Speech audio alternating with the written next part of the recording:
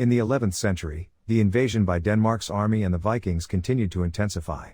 But in the near future, King Sven ordered the withdrawal of troops from England in order to rest. He plans to lead an army himself in the next summer invasion. Now that pirates can't earn money from England, Askeladd and his crew sail for France. Askeladd sends Thorfinn as a messenger because he is expendable. Thorfinn has no choice but to obey in order to get his reward. Thorfinn closes the deal and signals Askeladd. In the next battle, Askeladd's crew carries their ships to sea.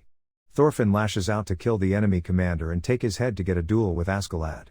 While Thorfinn is attacking, Askeladd uses this chance to land his forces. When the leader of the Franks was devising a plan to cross Askeladd's crew, one of his soldiers informs him that the Norsemen had already emptied the treasure room. Thorfinn throws the captain's head to Askeladd.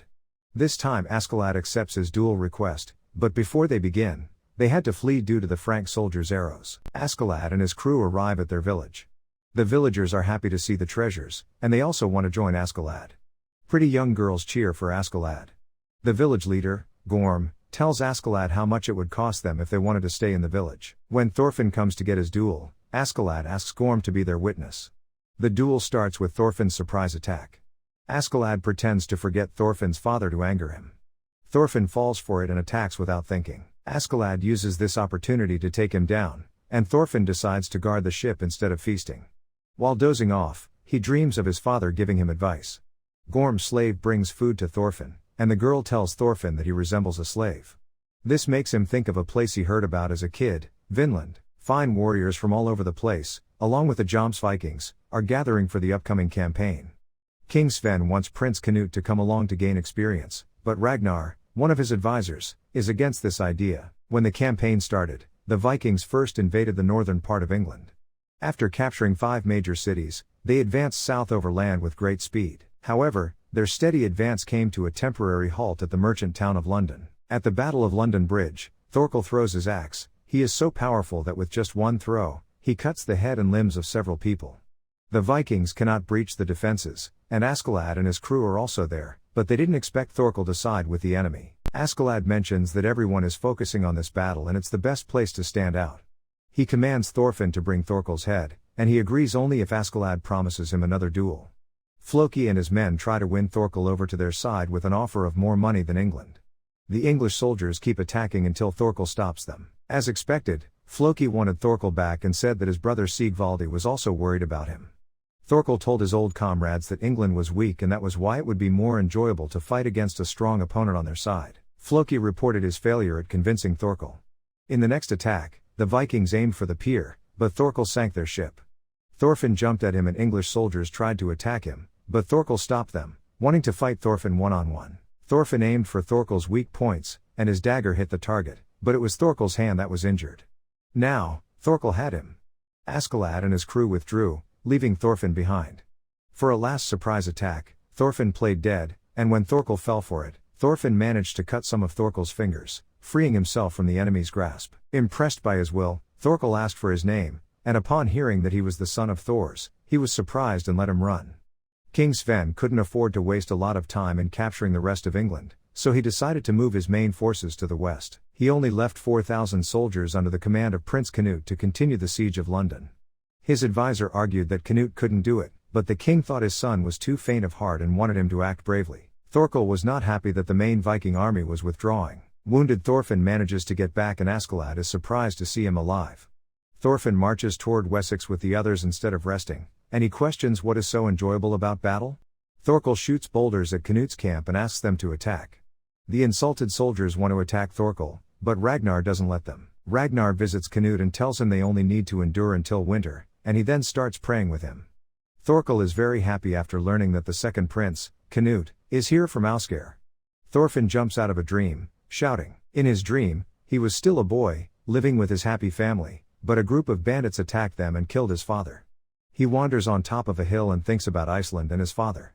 Askeladd is there too, and he talks with Thorfinn in a friendly manner, but Thorfinn reminds him that they are not friends. Askeladd tells Thorfinn about Britannia and the Romans who ruled the land before the Saxons. Askeladd sees a horseman and asks where he came from.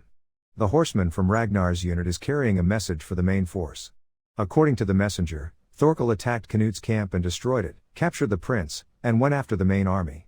The messenger asks Askeladd to regroup with the others and save the prince. Askeladd beheaded the guy to prevent others from helping the prince. He wanted to save the prince alone, so he could ask for money from both sides. Thorkel's men were marching in autumn weather, talking about food and girls, and he mocked the prince. Ragnar threatened Thorkel, but it didn't work.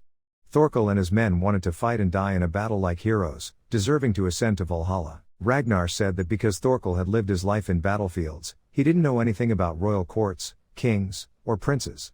The priest accompanying them went crazy because he was out of booze. Everyone noticed something was off. Thorkel threw a spear in a direction, and it hit someone from Ragnar's troops.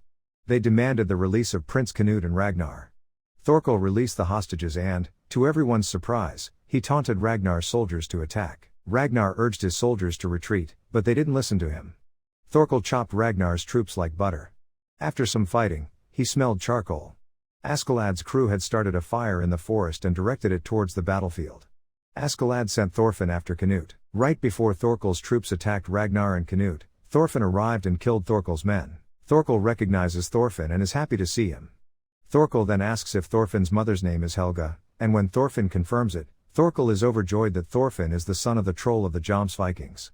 When Thorfinn asks how Thorkel knows his father, their conversation ends with a tree falling between them. Thorfinn then brings Prince Ragnar and himself to Askeladd. Askeladd introduces himself to an old man as the son of Lydia and asks to deliver a letter to any of the elders. Thorkel's forces get close to them, and Ragnar suggests they should take positions. Askeladd decides to run until reinforcements arrive. His men are tired and worried, so they march day and night. When they reach the rendezvous point, they see two men, and Askeladd approaches and kneels in front of one of them, calling him the commander. Thorkel reaches the shore but finds nothing, as Askeladd had escaped to Wales, a mountainous region to the west of England. He assigns Thorfinn to guard Canute, who gets scared of Thorfinn and hides behind Ragnar. General Gratianus then agrees to help them in exchange for a treaty of non-aggression between Danes and Wales. Ragnar answers instead of the prince, but the general wants to hear the prince's answer directly, so he leaves. This makes Ragnar furious. After some marching, messengers from Brychinayong greet the party accompanying the prince. It turns out to be a trap. Leif sees a slave who looks like Thorfinn. He still suffers from the loss of the boy. Floki reports that it is only a matter of time until they conquer the land and informs the king about Thorkel's attack on Canute's camp. Ambushers do not trust that the Vikings will honor their promise and wants to use the Ponts as a shield. Askeladd is sure their actions are only a bluff to see how they react. Askeladd introduces Prince Canute and tells him to say something, but Canute does not know how to act and gets scared. Askeladd then decides to tell them about his plan. Thorfinn calls Canute a loser and the three of them start negotiating away from the soldiers. Bjorn did not know that Askeladd could speak Welsh and gets suspicious of him. Askeladd reveals that he is a descendant of Ertorius and wants to make Canute the next king of the Danes so he can make sure no Viking takes even one step into Wales. He also hates the Danes. For their agreement, Askeladd's crew must surrender their weapons and act like prisoners. Canute looks at Thorfinn, Thorfinn pressures him to talk, and to everyone's surprise he talks for the first time. Thorfinn calls him a princess to piss him off. Prince Canute and General Gratianus make the deal and marches through the snow. Askeladd's crew finds a village, and the priest tries to warn everyone, but they knock him down. The crew takes the villagers' food and gathers them in one place, then massacres everyone so they don't tell others that the Danes are there. However, a girl was hiding in the woods and manages to escape. King Sven thinks that if Canute had been as talented as his brother Harold, he might not have ended up missing. Thorkel hears the news that England might surrender the throne to the Danes, and it makes him unhappy. The escaped girl from the village tells everyone what happened, and they ask Thorkel for help. Since they were discovered, Askeladd asks everyone to hurry up the preparations. Ragnar tells Thorfinn to share the rabbit he caught, and the three of them make a soup. Even though they got caught, Askeladd wants to continue, but Ragnar wants to go back. When he was about to confront Askeladd, he gets backstabbed. Askeladd tells Ragnar that his death will make Canute grow. Ragnar tells the court that it is split into two factions, between Canute and Harold. King Sven sent Canute to die in battle, and Askeladd tells Canute that Ragnar died fighting valiantly against England. His crew is torturing English captain. Askeladd cuts his finger to make him talk. Whenear tells Askeladd that English reinforcements are coming. The English captain says it's Thorkel. Everyone gets nervous. Thorkel orders to kill everyone other than Prince and Thorfinn. Canute doesn't want to leave Ragnar behind. Askeladd slaps him. Some deserters who wanted to join Thorkel gets caught. Askeladd announces they can follow whichever leader they want.